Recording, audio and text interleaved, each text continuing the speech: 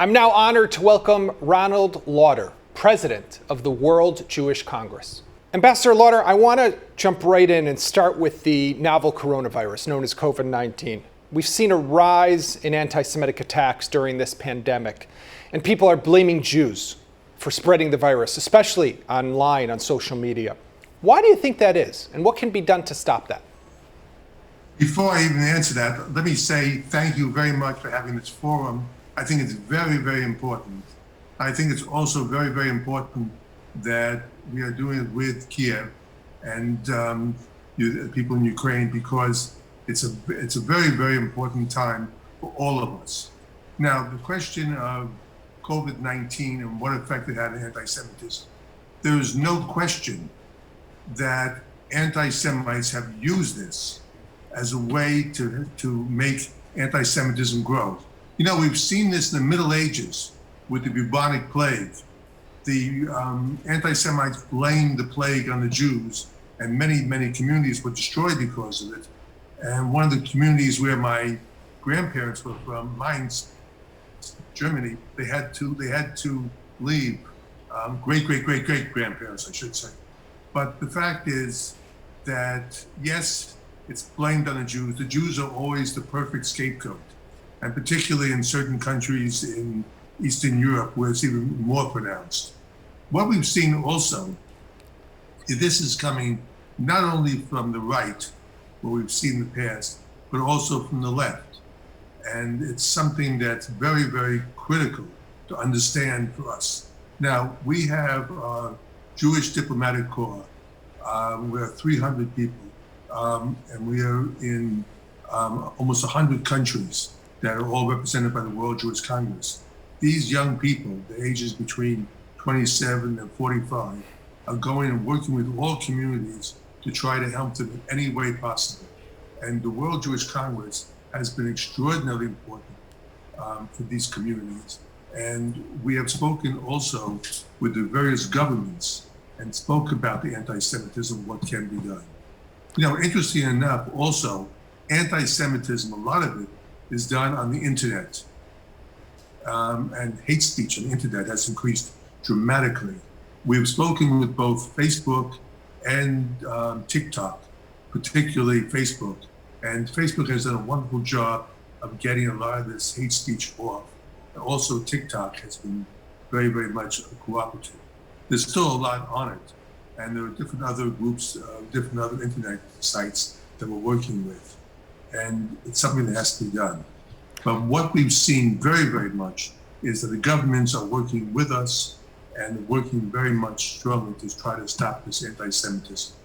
Anti-Semitism has been with us for 3,000 years. I believe it will probably be with us another 3,000 years. But what we've seen more and more is that when governments work together with the Jewish communities and organizations like the World Jewish Congress, we can do a great deal to alleviate it. Are you concerned, though, that this will continue as the pandemic unfortunately continues? And if so, for how long? I mean, you said 3,000 years. Is that what we should expect? No, but the great thing is that we've seen now the COVID-19 peak is starting to come down. It'll take time. It'll take time for people to understand what happened.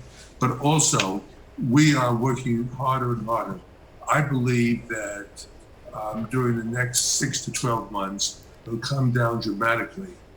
We will never get rid of anti-Semitism, but as long as people understand the role of what can be done. But also, interesting enough, we've seen something very interesting happening. Because of anti-Semitism, fighting anti-Semitism, many Jewish communities have united together. Mm-hmm. We've seen more and more the Orthodox and the Reformed and secular working together, which is a very, very important thing we've seen. We're fighting it. The World Jewish Congress is on the forefront doing it. And yes, when it comes down, I expect anti-Semitism to come down, but it's going to be a long, hard fight. I do believe that we're not talking 3,000 years, we're talking months and maybe a year or two before this thing reaches a point where it was before the COVID-19 started. That's an optimistic note. Ambassador Lauder, what's your I have to expectation? be optimistic. You have to, because the alternative. I'm not optimistic, I have a problem. Right. Well, the alternative's not that good. What's your expectation, though, from countries around the world? You've spent a lot of your career, and definitely in recent years, over decades, of cultivating strong alliances and relationships with world leaders, from Europe to Asia to South America to Africa and everywhere, the Middle East as well. Are there specific initiatives that you can talk about, or that you talk about with them, that they can do to help the situation? Well, basically, many countries, particularly in Europe, have different laws, starting with Holocaust denial. There's different laws against hate speech, different laws against what people can say and not say. They've also been very strong about the far right, stopping them from some of their rallies, some of their marches, and fighting very strongly with us. We've seen that in Europe. We've seen it very, very much. But I do believe, you mentioned the Middle East. I do believe that what is happening in the Middle East between Israel and the UAE has had a major effect on what people think of the Jewish people, particularly Israel, at this moment. I'm looking very, very much that in the coming years, and from now on, there'll be more and more peace between Israel and its Arab neighbors, and this will have an effect very, very much there. Yet, at the same time, I was very disappointed when I saw at the Security Council that England, France, and Germany voted to or abstained from the embargo against Iran, which gave me enormous difficulty. I want to ask you, you have, just shifting gears for a moment, you mentioned the UAE announcement and that deal between Israel and Jerusalem and Abu Dhabi. You've traveled extensively throughout the region, have met a lot of these Gulf leaders over the years. Where do you see, so you mentioned the relationship with Jews, but from a diplomatic perspective for Israel, what's next? And do you have any insight into what countries might be coming next in line for normalization? Well, in many ways, many of the countries are ready for normalization. And the fact that the UAE started, I know Israel is speaking with 3 or 4 of them. It's not for me to comment which ones they are, but they're all countries that I believe we will see during the next 6 to 12 months. The major question is, when we talk about the Middle East, what's going to happen with the Palestinians? There are several that say that we're waiting for the Palestinians. There are others that say, look, we're moving ahead without the Palestinians. Time will tell. I believe that over the next period of time and over the next few years, I think you'll see many countries normalize in the Middle East, have normal relations with Israel, which I think is fantastic. A lot of them are watching what's going to happen between the UAE and Israel. Right. And I believe that there'll be a signing sometime in the near future. And this will really and truly have an effect.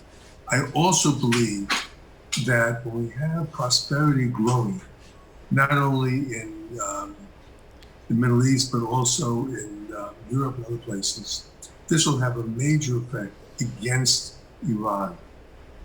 Right. And this is an important aspect for Israel and for the world. Well, and we all come together at this time. And you know what? You mentioned Iran, and we saw the tweet just the other day by Ayatollah Ali Khamenei calling Jared Kushner and the entourage that flew on that flight from Tel Aviv to Abu Dhabi filthy Zionist agents. And we saw, as you mentioned, the UN Security Council failing to reimpose the embargo and to reinstate sanctions. What do you make of the West's failure with Iran? I was very disappointed in it, and from what I understand now, there is a great deal of question of what should be done next. But I believe that the reason why they passed on it is they wanted to be brokers in the future of a new deal with Iran on a new nuclear deal. And they felt that if they voted against an embargo, or really voted for an embargo, they would not be able to be there to negotiate.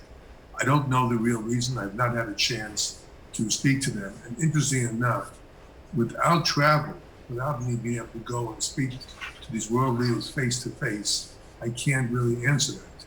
I can give you my suppositions. However, one of the things I've learned very, very much, and I've seen it in my time of, I think I've visited 40 countries so far as president of the World Jewish Congress. When you get a chance to speak to a leader and you speak to them straight, you can really and truly understand that they understand the problem with Iran, and they're trying to find a way to stop it without having a direct confrontation. Right. You've been a long champion of Holocaust remembrance, and you're largely responsible for the preservation of the site of the Auschwitz-Birkenau death camp, many of its artifacts. But with the number of Holocaust survivors around the world shrinking almost daily, what does the future of Holocaust remembrance look for you? And what's the importance of education of the Holocaust in that larger global campaign and fight against anti-Semitism? Well, first of all, when I first started working on Auschwitz-Birkenau, which was 1987, we spent 2 years making all the exhibits there in a place that they would be permanently, that visitors can see them. Because of this, when people come now to the Auschwitz-Birkenau, they see what people saw in 1945. The hair, the shoes, the barbed wire, the barrels, all the things. This is the remnant. The survivors, again, I thank the Shoah Foundation for taking pictures of them, but we work with the survivors. Many of the survivors we have on film, and interesting enough, I've just started a education effort. By the way, there are many places already talking about the Holocaust. What we have done is we have a new film working on called The Auschwitz Legacy, that's showing pictures of what happened at Auschwitz, that's showing survivors speaking in the various countries that will be shown. And there's a whole question and answer for the teachers of what can be done. This is going to be rolled out this spring and the next fall. And I would like each year, on one date, January 27th, the liberation of Auschwitz, that this will be shown in all schools throughout the world.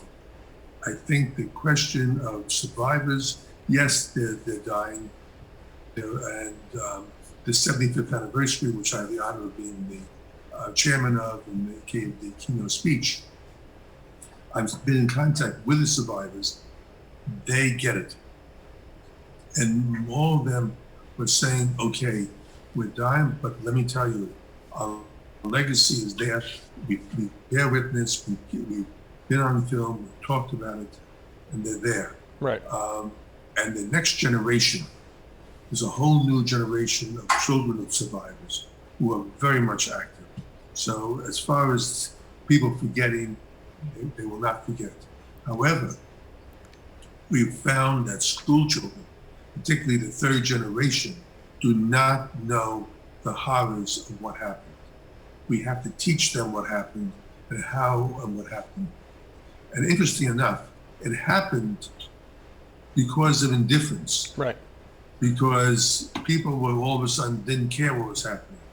Elie Wiesel had the famous quote, "The opposite of love is not hate, it's indifference." And what we've seen too often is people are indifferent.